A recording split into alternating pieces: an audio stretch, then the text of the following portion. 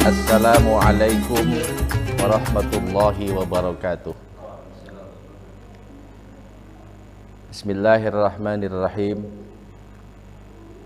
Alhamdulillahilladzi a'azzana bil Islam wa akramana bil iman.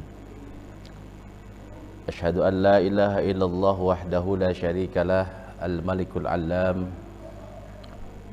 Wa asyhadu anna Muhammadan abduhu wa rasuluh sahibu a'lal maqam. Idlaulahu lakanat ahwaluhum aqbaha minal an'am. Salatan wa salaman daimaini mutalazimaini ala habibina wa syafi'ina wa maulana Muhammad sallallahu alaihi wa alihi wasallam. Wa ba'du, fayaqulu Allah subhanahu wa ta'ala fi kitabihil karim. A'udzu billahi as-sami'il 'alim minasy syaithanir rajim. Ya ayyuhalladzina amanu kutiba 'alaikumus syiyamu kama kutiba 'alal ladzina min qablikum la'allakum tattaqun. Wa qala an-nabi sallallahu alaihi wa alihi wasallam, ar-rahimuna yarhamuhumur rahman, irhamu man fil ardi yarhamukum man fis sama. Shadaqallahul azim. Wa sadaqa rasuluhun nabiyul habibul karim. Wa nahnu ala dhalika minasy syahidin wa syakirin. Walhamdulillahi rabbil alamin. Para pemirsa TV NU Pesanggerahan yang dirahmati dan dimuliakan Allah subhanahu wa ta'ala, puji syukur bagi Allah, kita masih diberi kesempatan, diberi umur panjang, diberi nikmat sehat, diberi keimanan oleh Allah. Oleh karena itu, mari jangan kita sia-siakan untuk terus gunakan kenikmatan-kenikmatan yang Allah berikan kepada kita sebagai wasilah kita untuk terus mendekatkan diri kita kepada Allah subhanahu wa ta'ala. Para pemirsa NU TV Pesanggerahan yang dirahmati dan dimuliakan Allah subhanahu wa ta'ala, dalam kitab-kitab tasawuf dikatakan bahwa inna jami'a awamirillah tarji'u ilal khislatain, bahwa semua perintah Allah dalam Al-Quran itu merujuk kepada dua hal. Yang pertama, at-taqwa ilallah, perintah ajakan untuk takwa kepada Allah, untuk taat kepada Allah. Yang kedua, al-masyaqqah li khalqi, senantiasa juga adalah perintah untuk empati terhadap makhluk-makhluk Allah subhanahu wa ta'ala. Artinya, perintah kepada Allah, bertakwa kepada Allah adalah bersifat hablum minallah. Sementara tujuan yang kedua adalah bagian daripada hablum minan nas kita. Ketika kita hanya fokus kepada yang pertama, hanya fokus kepada ibadah secara makhluk kepada Allah, sementara hablum minan nas kita lupakan, maka itu pun akan menjadi tidak berarti buat kita. Demikian juga sebaliknya, ketika rasa empati tinggi dalam diri kita, rasa sosial tinggi di dalam diri kita, hablum minan nas kita tinggi, akan tetapi kita melalaikan hablum minallah, maka itu pun menjadi sia-sia di hadapan Allah subhanahu wa ta'ala. Oleh karena itu, bagaimana kita membalancing, mensinergikan antara hablum minallah kita dengan hablum minan nas.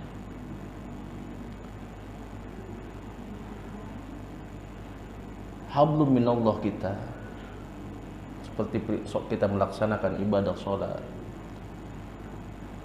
melaksanakan ibadah puasa, demikian juga dengan ibadah-ibadah yang lain.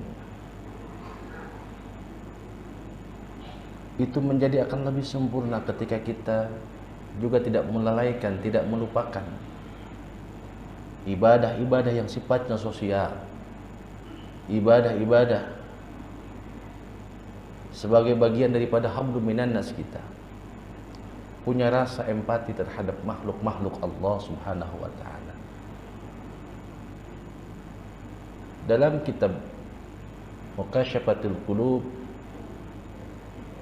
Al-Imam Al-Ghazali menceritakan ada seorang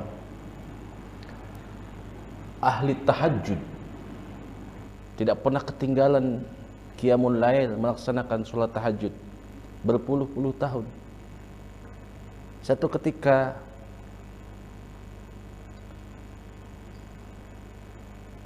hendak berwudu, ada sosok makhluk di tempat atau sumur tempat dia berwudu. Kemudian dia bertanya kepada makhluk tersebut, siapa gerangan? Aku ini adalah malaikat Allah yang diutus oleh Allah untuk mencari hamba-hamba pecinta-pecinta Allah Subhanahu wa ta'ala. Mendengar perkataan makhluk tersebut, malaikat tersebut, Abu bin Hashim, ahli ibadah tadi yang tidak pernah ketinggalan qiyamul lail, salat tahajud, merasa hatinya bangga karena merasa bahwa dia adalah orang yang mulia, yang termasuk yang disebutkan oleh malaikat tadi, termasuk hamba-hamba pecinta Allah Subhanahu wa ta'ala. Begitu yakin dalam dirinya kalau dia bagian daripada orang-orang yang pecinta Allah. Kemudian malaikat tadi membawa sebuah catatan besar, buku besar. Ditanya sama Abu bin Hashim, buku apa yang kau bawa? Malaikat tadi menjawab, ini adalah buku catatan nama-nama pecinta-pecinta Allah Subhanahu wa ta'ala. Kalau begitu, kata Abu bin Hashim, berarti nama saya ada di dalamnya. Coba kau cari. Kemudian dicari oleh malaikat tadi buku yang begitu tebal, isinya nama-nama pecinta-pecinta Allah, dari mulai nama yang diawali dengan huruf A sampai Z. Tidak ada nama Abu bin Hashim. Kemudian Abu bin Hashim masih penasaran, meminta kepada malaikat tadi untuk kembali membuka buku tersebut. Mungkin ada yang terselip namanya.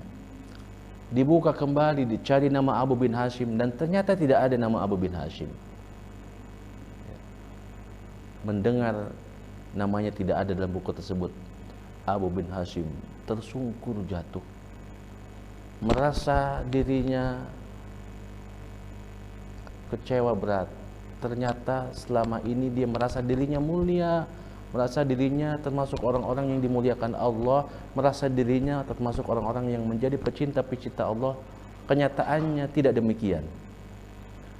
Akhirnya Abu bin Hashim bertanya kepada malaikat tadi, kenapa nama saya tidak ada?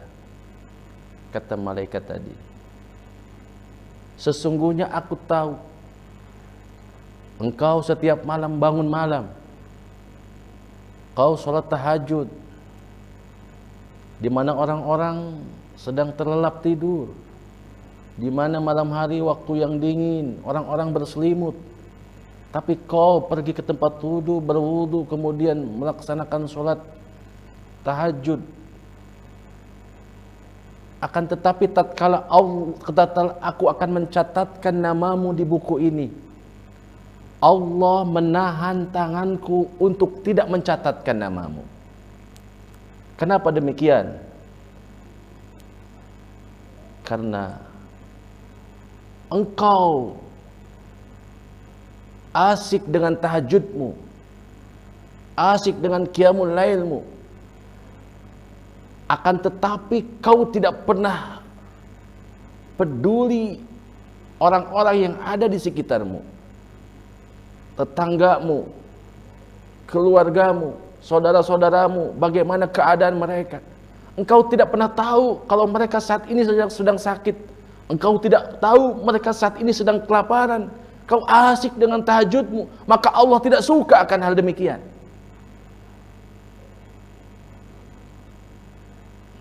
Hal ini senada dengan hadis baginda Nabi Muhammad SAW dalam hadis qudsi, irhamu man fil ardi irhamukum man fis sama. Kata Allah, sayangilah makhluk-makhluk yang ada di muka bumi ini, niscaya makhluk-makhluk yang ada di langit akan sayang kepada engkau. Para pemirsa NU TV Pesanggerahan yang dirahmati dan dimuliakan Allah Subhanahu wa taala. Begitupun dengan Nabi Musa alaihi salam. Ketika berdialog dengan Allah Subhanahu wa taala, Nabi Musa menyampaikan kepada Allah, "Ya Rabb, ibadah apa yang kau sukai dariku? Apakah solatku?" Kata Nabi Musa. Tidak, kata Allah. Solat hanya berimbas kepada diri engkau. Kau tercegah dari perbuatan yang keji dan munkar. Apakah puasaku? Kata Nabi Musa. Bukan. Puasa hanya imbas kepada dirimu. Lalu apa ya Rabb? Kata Allah, yang paling aku suka daripada ibadahmu adalah idkhalus surur ala ghairi, memberikan kebahagiaan kepada orang lain. Para pemirsa yang dirahmati dan dimuliakan Allah Subhanahu wa taala, Ramadan adalah bulan yang mulia. Di antara kemuliaannya adalah kita dianjurkan untuk banyak berbagi kepada orang lain. Apalagi kalau kita memberikan buka puasa untuk orang yang sedang berpuasa. Kata Rasulullah SAW dalam hadisnya, "Man aftara sha'iman kana lahu mithla ajri fa'ili." Barang siapa yang memberikan puasa orang yang berpuasa, maka sama pahalanya dengan orang yang berpuasa. Oleh karena itu, bulan Ramadan menjadi momentum kita untuk menjadi hamba-hamba Allah yang punya rasa empati, yang punya rasa peduli terhadap sesama makhluk Allah Subhanahu wa taala. Berlomba-lomba untuk menumbuhkan sifat empati terhadap orang lain, memberikan buka puasa, berbagi kepada para duafa, menyantuni anak-anak yatim. Sehingga dengan terbiasa kita di bulan Ramadan untuk berbagi terhadap sesama akan menjadi salah satu sifat kita, sifat hamba yang Rahman Rahim, penyayang, pengasih. Dan inilah adalah salah satu sifat Allah di antara ribuan sifat Allah yang sering Allah sebutkan, yaitu menjadi hamba-hamba yang penyayang, hamba-hamba yang pengasih. Oleh karena itu, para pemirsa yang dirahmati Allah, mari kita jadikan Ramadan sebagai momentum kita untuk melatih diri kita agar menjadi hamba-hamba yang penyayang, hamba-hamba yang pengasih terhadap makhluk-makhluk Allah Subhanahu wa taala, agar kita tercatat di dalam catatan besar hamba-hamba pecinta Allah Subhanahu wa taala. Itu saja yang dapat saya sampaikan. Kurang lebihnya mohon maaf. Assalamualaikum warahmatullahi wabarakatuh.